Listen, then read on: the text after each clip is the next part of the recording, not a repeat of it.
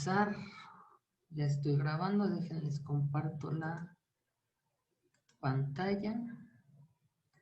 Y vamos a seguir viendo el tema de las fuentes internacionales del derecho. Yo quisiera que ustedes, a manera de recordatorio, me comentaran algo de la clase pasada. ¿Qué fue lo que vimos? Recuerden así sin ver su cuaderno, sus apuntes, lo que ustedes recuerden. Recuerden que no tengo mayor problema con la exactitud, ¿no? De las ideas. A ver, vamos con Diana Vargas, que levantó la mano. Bueno, vimos lo que son las fuentes del derecho internacional público, como en los tratados internacionales, la costumbre internacional, los principios generales del derecho, la jurisprudencia y la otra no recuerdo bien. Ok, las decisiones, ¿no? Ok. Yo le preguntaría a Pamela Ortiz, ¿qué recuerdas de la cuestión de los tratados? Comentábamos ahí algunas ideas. ¿O qué recuerdas tú que era un tratado?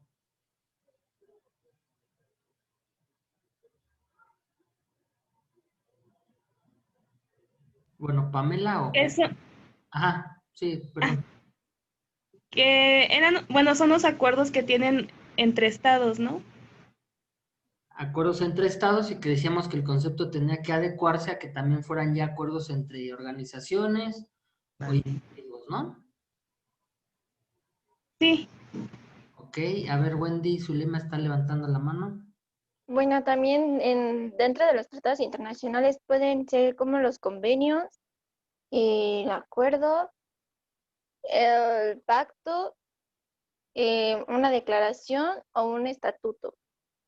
Ok, como parte de los tratados, ¿no? Ajá. Vamos con César Ruiz. ¿Qué recuerdas de la costumbre internacional? De la costumbre son pues antecedentes de la sociedad que en este caso conforme a derecho. Ajá, y que ahí precisábamos que hoy en día la costumbre había perdido fuerza, ¿no? Porque como los tratados internacionales ya son muchos, pues, y como se generan muy rápido, pues generan reglas y normatividad del derecho internacional y la costumbre, pues ya se estaba quedando como que abajito, porque además no está codificada, ¿no? Mientras los tratados sí podemos encontrarlo en un texto, digamos, pues físico o escrito, la costumbre pues no la han codificado, ¿no? Si tratamos de buscar, no sé, constitución de las costumbres, pues nunca la vamos a encontrar, o manual de las costumbres, pues nunca lo vamos a hallar, ¿no? A ver, Godínez Espino, ¿qué principio pusiste en tu actividad? Recuerda que les comentaba que pusieran un principio y alguna explicación, ¿no? Bueno, digo, es Godínez Espino, si alguien quiere levantar la mano, adelante.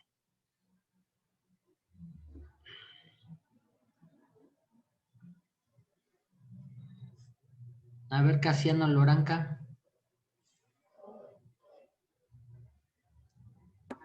Adelante, ¿sí? ¿Qué pasó? Yo le digo, profe.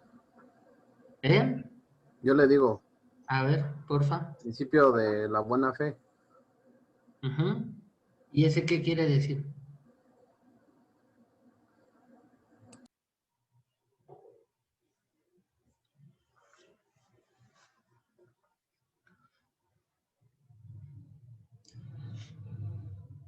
A ver, José Luis. Profe, Ajá. en el principio de la buena fe, era que los estados cuando se hicieran tratados internacionales, se viera el beneficio de ambas partes, no solamente de una. Yo igual puse ese principio y eso es lo que yo entendí. Ok, muy bien. A ver, vamos con el último principio, José Luis Sánchez. ¿Qué pusiste de principio y qué significa?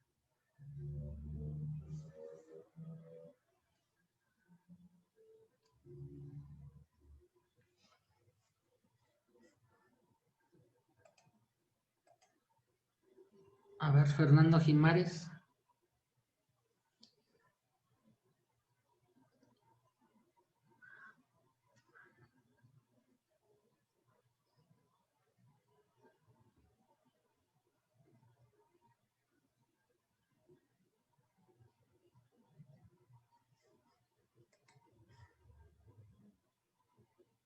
A ver, Juan de la Cruz Aguilar. Se salió Jimares. Hola, profesor. ¿Podría repetirme la pregunta? ¿Qué principio pusiste en tu actividad y qué quería decir? Yo coloqué el principio de legalidad, ya que debe de estar apegado a las leyes internas de cada estado o país. El principio de la legalidad. Ok, muy bien. Bueno, vamos a comenzar con los demás, las demás fuentes del derecho. Son temas, la verdad es que muy interesantes. Me voy a permitir quitar tantito mi video para que no se me vaya a saturar el sistema y no se me corte. Bueno, ahí están viendo ya la diapositiva. Recuerden que vimos, ya ahorita los compañeros comentaron las fuentes internacionales del derecho y que comentamos que cada una, además de su concepto, pudimos dimensionar un poco algo del debate que representa cada una de estas, ¿no? Y concluíamos, al igual que en la clase del día de hoy, sobre la importancia de que recobren vigencia, ¿no? Porque, digamos, en estos tiempos en los que la globalización pues se ha fortalecido más y los tratados, como son los instrumentos que más han aumentado, pues ha ido desplazando o quitándole o restándole importancia a las demás fuentes internacionales del derecho, ¿no? Y que en un análisis un poco más preciso, concluíamos que hoy en día era necesario que ya las fuentes internacionales del derecho se ampliaran, ¿no? O sea, que la doctrina nos permitiera tener nuevas fuentes del derecho internacional, ¿no? Hoy vamos a ver algunas otras. Recuerden que la vez pasada vimos las básicas y comentamos algunas de las auxiliares, ¿no? Nos quedamos que las básicas eran las que ustedes participaron, los tratados, la costumbre internacional y los principios. Y ya íbamos con las auxiliares, ¿no? Las que, si bien es cierto, algunas las contempla el artículo 38 del Estatuto de la Corte Internacional de Justicia, pero se consideran como auxiliares. Hoy vamos a ver esta fuente, los actos unilaterales. ¿Qué es un acto unilateral? Pues es aquel acto que formulan con la intención de producir efectos jurídicos en sus resoluciones uno o varios estados o una o varias organizaciones internacionales. Estos actos pues tienen que ser del conocimiento del estado y de la organización porque requiere la expresión de la voluntad de una parte contraria para la que se haya o para que haya una vinculación, ¿no? El artículo 38 igual de la Corte no menciona los actos unilaterales de los estados como fuentes del derecho, pero bueno, eso no significa que no puedan dar origen a normas de derecho internacional. ¿Por qué el estatuto no contempla estos actos unilaterales? Ahorita lo vamos a ver, es un tema muy interesante que últimamente ha generado pues muchos debates, ¿no? Estos actos pues deben de ser significativos jurídicamente a nivel internacional. Dense cuenta la importancia y el juego de palabras, ¿no? O sea, por un lado te dice es un acto unilateral, o sea, es un acto que está haciendo un Estado. Al hacerlo un Estado quiere decir que está haciendo una actividad pues de política interna, pero que al plantearlo hacia otro país, y si este acto o lo que propone o pide sobre el otro país, si tiene una repercusión jurídica, pues entonces se está haciendo un acto unilateral, ¿no? Que tenga esa repercusión jurídica internacional. Entonces, pues un Estado nos está diciendo que un Estado puede tomar ciertas decisiones, pero si no tiene una cuestión jurídico internacional, pues entonces no se considera como un acto unilateral, ¿no? Llevándolo a que pueda ser entonces un acto de derecho interno. Este acto pues lo puede revocar o lo puede anular quien lo realiza. Aquí es muy importante, ¿no? Porque algún compañero en la clase pasada preguntaba si te podía salir de un tratado. Bueno, le comentaba algunos mecanismos para que los tratados para salirse, ¿no? Uno de ellos es que, pues, que el tratado concluya o que ambas partes o las partes firmantes acuerden su término, ¿no? Pero aquí nos damos cuenta con el acto unilateral que uno solo, el que lo está llevando a cabo, puede revocarlo, anularlo, ¿no? Igual manera, pues en este acto unilateral, pues puede renunciar a un derecho o puede ser mediante un acto de delimitación territorial o de reconocimiento. Recuerden que en México tenemos muchos temas de estos de territorio y del reconocimiento de gobiernos y demás. Ahí en el ejemplo vemos acto unilateral, caso relativo a los ensayos nucleares. ¿Qué pasó en este ejemplo? Que en 1974, pues, Francia estaba llevando a cabo en parte de su territorio ensayos nucleares. Entonces, Nueva Zelanda le dice a la Corte Internacional, ¿sabes qué? Pues a mí me está afectando o me preocupa que Francia lleve a cabo este tipo de prácticas armamentistas, entonces, pues te pido de favor, pues que en una resolución le digas que ya no lleve a cabo esas prácticas. Entonces estamos ahí viendo que es un acto unilateral, ¿no? Cumple con los requisitos que comentábamos, no es un tratado, es un acto de política, de una decisión de derecho interno que Nueva Zelanda hizo, pero se vuelve una cuestión jurídico internacional, pues cuando lo pide a una corte internacional y lo pide contra un país, ¿no? ¿Qué pasó en este caso relativo a los ensayos nucleares? Que Francia le contesta a la corte, pues sí, recuerda, corte, que yo anteriormente te había dicho que en cuanto dejara de hacer mis ensayos nucleares, pues ya iba a dejar de hacer esta actividad, ¿no? O sea, fue como que un argumento muy,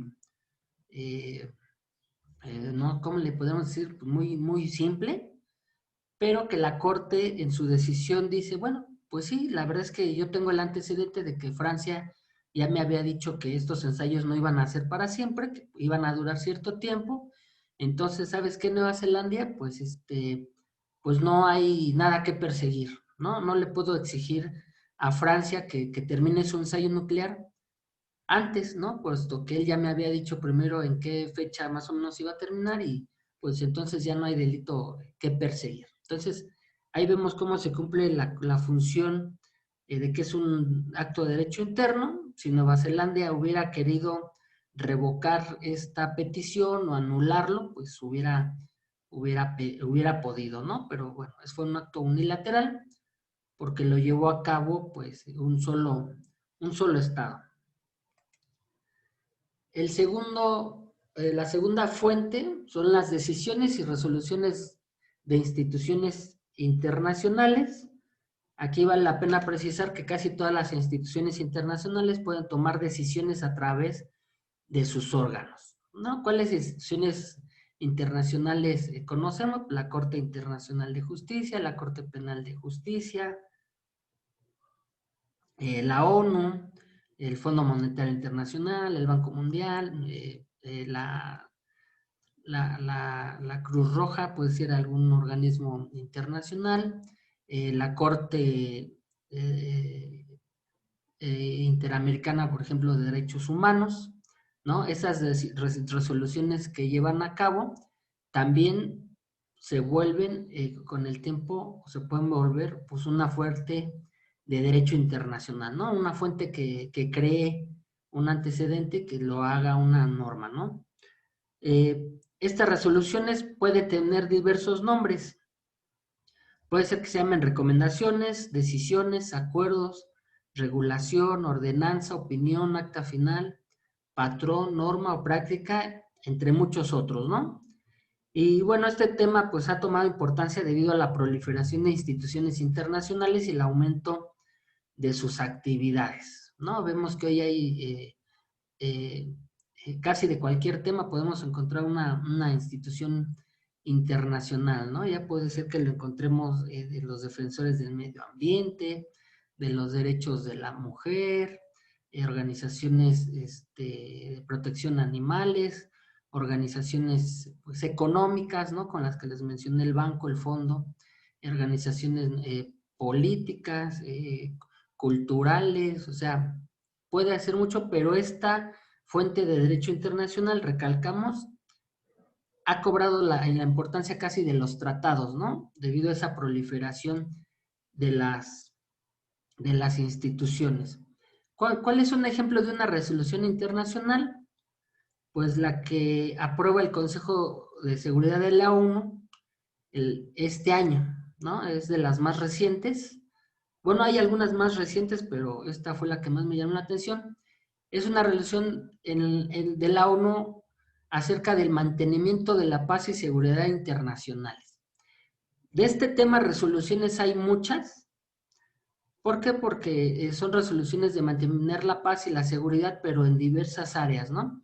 Esta que les pongo aprobada el 14 de julio es una resolución que toca el tema de los jóvenes, ¿no? O sea, le dice a los países la ONU en esta resolución, pues que les pide que siga velando por la seguridad y el mantenimiento de la paz de la juventud, ¿no? De inicio, y va argumentando poco a poco en la resolución sobre la importancia de que en la mayoría de los países, como México, el alto porcentaje de sus habitantes pues es conformado por jóvenes, ¿no? Y les dice que debido a la pandemia, pues los más afectados en algunos países son jóvenes, entonces pues los exhorta a los países o les pide que fortalezcan este tema de la salud.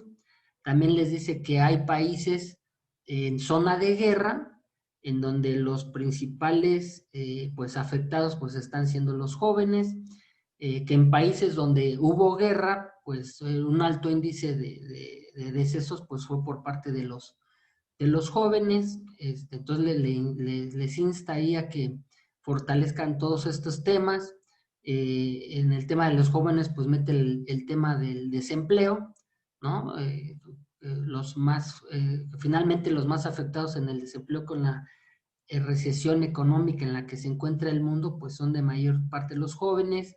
Mete el tema electoral, ¿no? Pues que siga velando por ese derecho de los jóvenes a votar y a elegir a sus gobiernos. Inclusive habla de los jóvenes que hacen manifestaciones y pues les pide que velen también y protejan pues sus derechos a manifestación, ¿no? Aunque muchos gobiernos están en contra de que les hagan manifestación, pero esta resolución finalmente se refiere al mantenimiento de la paz y la seguridad internacional de los jóvenes. ¿Por qué se puede hacer derecho internacional? Porque a la medida que sea una resolución, pero los países la pueden ir adoptando poco a poco y pueden ir haciendo ese precedente, ¿no? De que sea más adelante un nuevo derecho internacional. El tercer ejemplo son los acuerdos ejecutivos internos. Esos son aquellos que aparecen en la práctica de los estados como de los organismos. A nivel interno son acuerdos entre instancias de gobierno de diferentes estados o por ejemplo algún acuerdo fronterizo, ¿no? ¿Qué nos está diciendo? Que estos acuerdos ejecutivos internos los llevan también a cabo entre los estados, pero con temas donde cobra mayor relevancia la política interna, ¿no? ¿Cuál es un ejemplo? Por ejemplo, los acuerdos ejecutivos que lleva a cabo México con los Estados Unidos. Aquí hay que precisar que un alto porcentaje o el país con el que México mayores acuerdos ejecutivos tiene es con Estados Unidos. ¿Cuál es el tema aquí? Se relaciona también con la pregunta del compañero de cómo salirse del tratado. México, por ejemplo, para firmar un tratado internacional, lo firma el presidente con aprobación del Senado de la República. Y México, para salirse de un tratado internacional, también el presidente necesita que el Senado le apruebe salirse de ese tratado. ¿no? O sea, el presidente de México difícilmente podría decir, me voy a salir de cierto tratado internacional. No se puede, pero la figura de los acuerdos ejecutivos internos ha sido criticada.